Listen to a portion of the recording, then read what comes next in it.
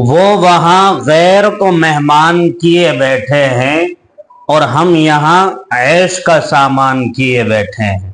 السلام علیکم ورحمۃ اللہ وبرکاتہ۔ ناظرین، ہمارے چینل پر موجود ویڈیو نمبر 24 میں ہم نے مہمان نوازی کے فضائل پر بات کی تھی، اور مہمان نوازی کی اسلام کے اندر کیا اہمیت اور کیا حیثیت ہے اس کو اجاگر کیا تھا۔ ناظرین، اس ویڈیو میں ہم دو آداب مہمان نوازی سے اور مہمان سے متعلق بتانے کی بات کر رہے ہیں۔ یعنی ایک ادب تو مہمان سے متعلق ہے اور ایک ادب مہمان نواز سے، میزبان سے متعلق ہے۔ پہلا جو ادب ہے وہ میزبان سے متعلق ہے۔ دیکھیے، میزبان کو چاہیے کہ اپنے مہمان کے آرام کا خیال رکھے۔ یہ سب سے امپورٹنٹ اور سب سے بڑی چیز ہوتی ہے، سب سے اہمیت والی چیز ہوتی ہے۔ بہت اچھے کھانے پکانا، بڑے بڑے پکوان پکا لینا، کیوی، اسٹرابری، رس ملائی اور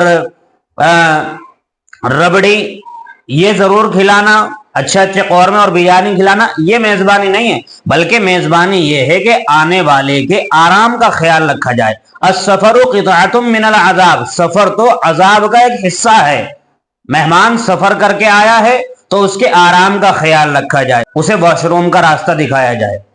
بعض مرتبہ آدمی سفر سے آیا ہے، اسے استنجا لگا ہوا ہے، چھوٹا استنجا ہے یا بڑا استنجا ہے، تو اس کو باتھ روم اور ٹوائلٹ کا راستہ دکھایا جائے کہ بھائی ادھر بیت الخلاء ہے، اگر آپ فارغ ہونا چاہیں تو فارغ ہو سکتے ہیں۔ اس سے آدمی تھوڑا سا کھل جاتا ہے، اور اگر اس کو ضرورت ہوتی ہے تو وہ اپنی ضرورت سے فارغ ہو لیتا ہے۔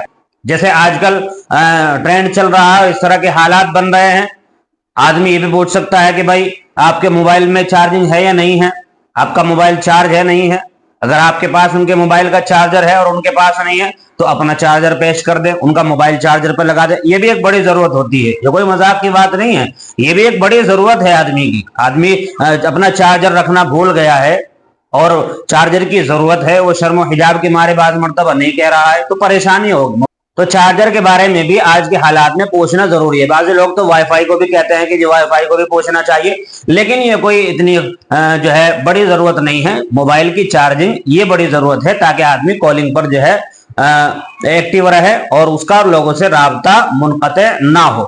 دوسری چیز میرے محترم مہمان کے تعلق سے ہے، مہمان کو کبھی بھی جھوٹ نہیں بولنا چاہیے۔ ویسے تو کسی کو بھی نہیں بولنا چاہیے، لیکن مہمان چونکہ جھوٹ بولتا ہے۔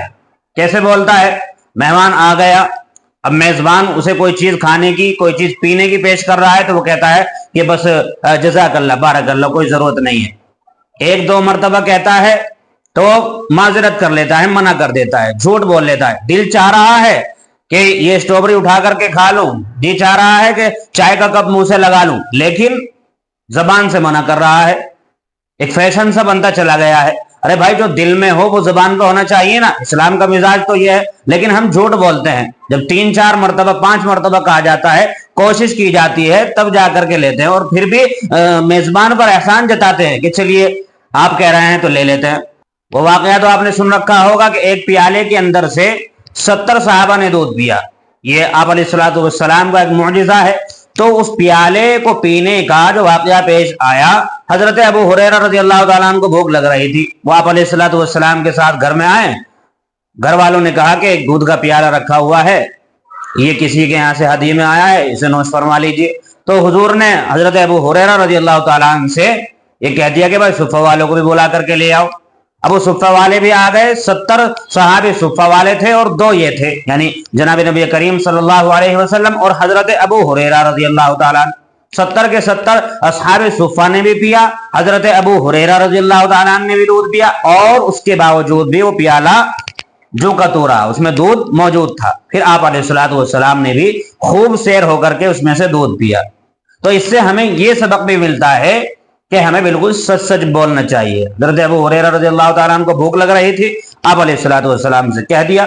اب اصحاب صفہ کو بلانے کے لیے بھیجا تو وہ بھی آ گئے، آ کر کے منع نہیں کیا کہ ہمیں گنجائش نہیں ہے، انہیں گنجائش تھی، انہوں نے ہاں کہہ دیا اور دودھ پی لیا، خوب سیر ہو کر کے پیا۔ اس وجہ سے مہمان کو جھوٹ نہیں بولنا چاہیے، جو ضرورت ہو تو بتا دینا چاہیے، نہیں ضرورت ہو تو بالکل صاف صاف منع کر دینا چاہیے۔ لیکن آپ آج کل ہمارے معاشرے میں جو ہے یہ رواج چل چکا ہے، ایک فیشن سا بن گیا ہے کہ منع کرنے کا، 2 4 مرتبہ منع کرتے ہیں، پھر جب کہا جاتا ہے زیادہ زور میزبان کی طرف سے ڈالا جاتا ہے پھر کھاتے ہیں. تو یہ اس طرح کا مزاج شریعت کا میرے محترم نہیں ہے. تو اس ویڈیو میں بس اتنا ہی. 2 اصول اور 2 ادب ہم نے ایک میزبان سے متعلق اور ایک مہمان سے متعلق آپ کو بتائے ہیں. امید ہے کہ آپ کو یہ بات ہماری اچھی لگی ہوگی اور سمجھ میں بھی آئی ہوگی. اس ویڈیو میں بس اتنا ہی. اپنا خیال رکھیے گا. السلام علیکم ورحمۃ اللہ وبرکاتہ.